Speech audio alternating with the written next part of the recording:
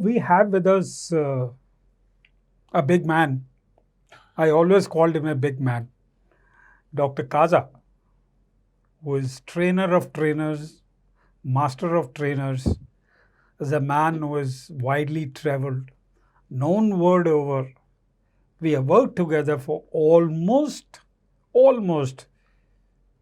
about 30 years. 30 years, yeah. We have seen grow together. We have shared mistakes. We have learned from each other.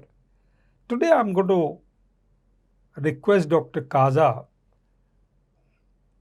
to tell us what made him take up surgery as a career.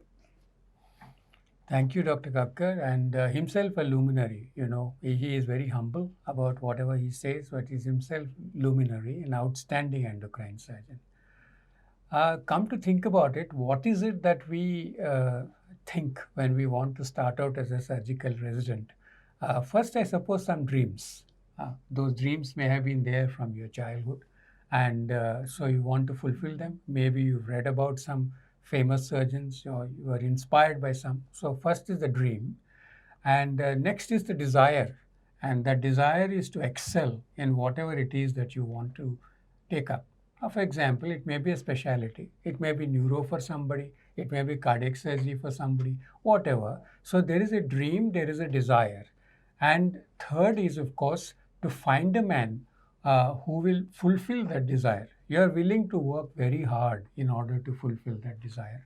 So I think so that is the decision to work extremely hard with a person who is going to be your mentor. I think these are some of the things that we start with when we start our surgical residencies. Out of all these, Dr. Kaza, what made you take up surgery?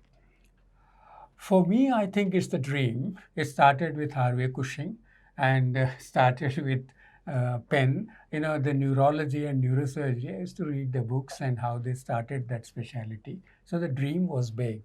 That I really started with the dream of becoming a neurosurgeon and probably not a urologist. But then, any case, so it started with a dream. Then, of course, the ability to find a place to work. I was very lucky to start out in a great institute like All India Institute. And to work, you had to work extremely hard. As I said, that is a part of the game, to work extremely hard. So then reach wherever you reach. At the end, I personally feel that most of the residents are maybe much too much in a hurry now. Success comes in its own way, in its stages, and we have to climb it step by step. There is unfortunately no way out.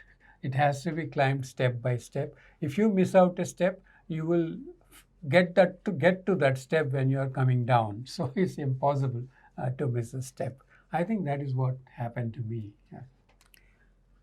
Dr. Kaza, do you feel that any branch of surgery is inferior to another branch? And not really.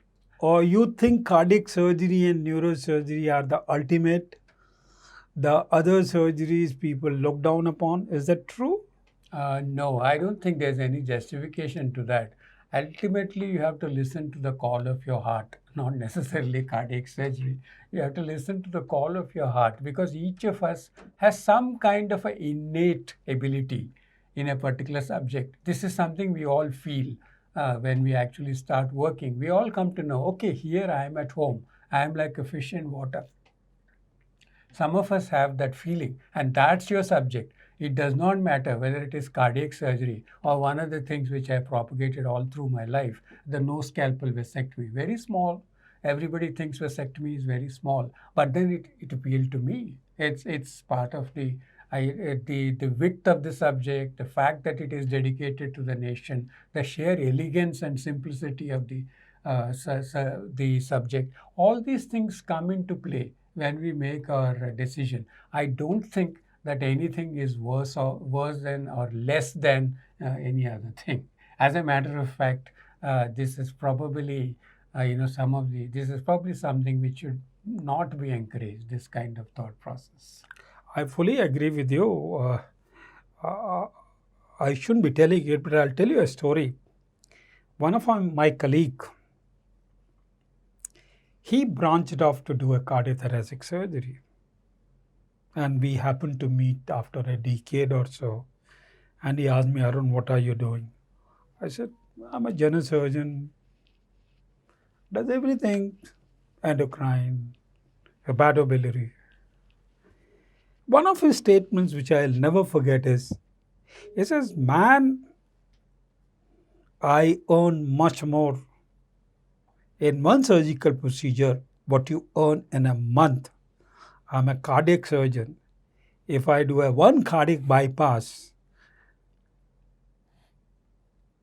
is enough. And sorry my saying so, I told him, young man, there are two coronary arteries, but there's only one urethra. And there's That's one right. CBD. Patients with coronary artery disease may go in seconds, but patients with stricture urethra or CBD stricture, they linger on and on and on and on, True. and they are miserable. I don't know, but cardiac surgery is the ultimate. Yes, it is glamorous, it gets you a name, but I don't think one can downplay a hernia surgery. I mean, look at incisional hernia. Today we were Right. discussing. I didn't know many things about incisional hernia, which I learned only in the last 10 days. I mean, one may say it's a shameful thing that you have not, you don't know even this much, but that's a fact. You go into the depth of any disease or any entity, it's limitless. So to say that he is only doing a hernia surgery, that doesn't mean anything at all. Hernia to a patient who's got a hernia is as important as is a coronary bypass to a patient who has had a myocardial infarction, or the patient who has got a CBD stones, or for that matter, as simple as intestinal obstruction. You relieve the intestinal obstruction, patient is so comfortable. If he has got at that time, if he has got a angina, he wouldn't be bothered about angina. He would be more bothered about his intestine. He would like that he does stop puking, start moving his bowels, start eating. So I think that impression that some surgical procedures or some surgical fields are more dignified compared to others, I think that's not true. And what do you think, Dr. Kaza? Should they be looking at the career in that field, or should they be chasing the money?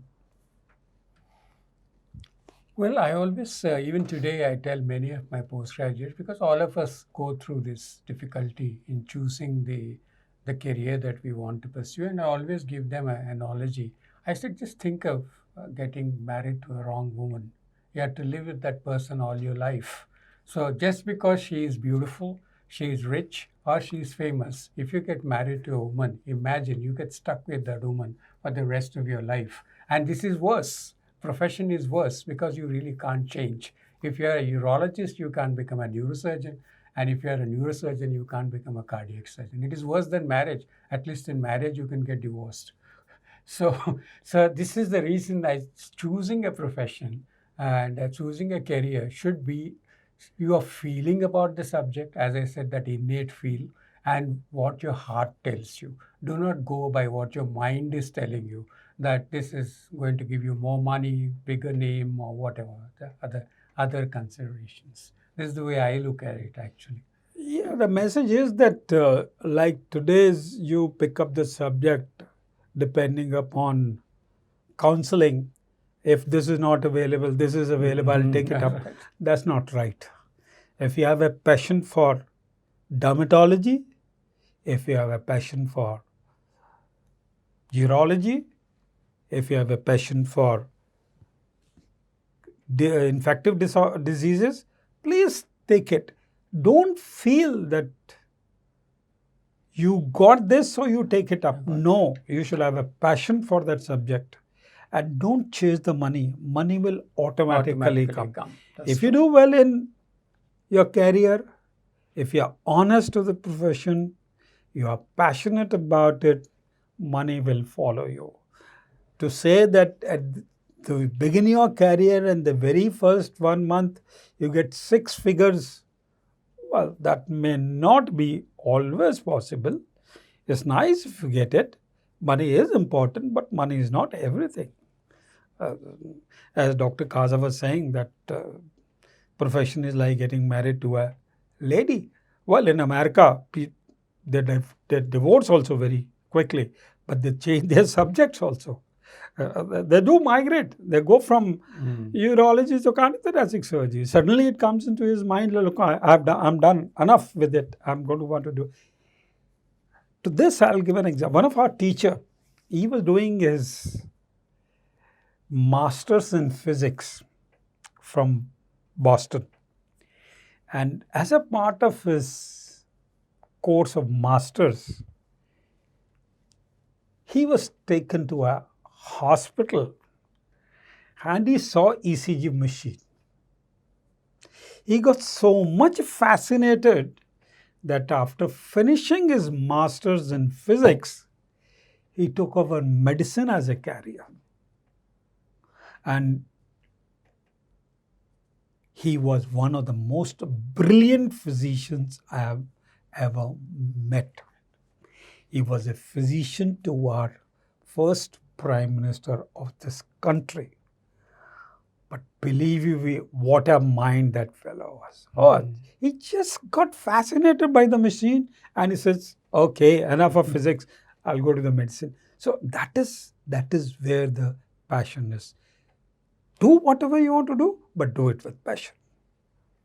Right. I think that's a great statement. I think maybe that's the final statement. Whatever it is that you want to do it with passion, do it with commitment, enjoy the subject, and that's more important than any other reward that you might get. Thank you. Wishing you all the best. You all are young people. Don't get disheartened. Failures do come. But at the end of failures, there is success.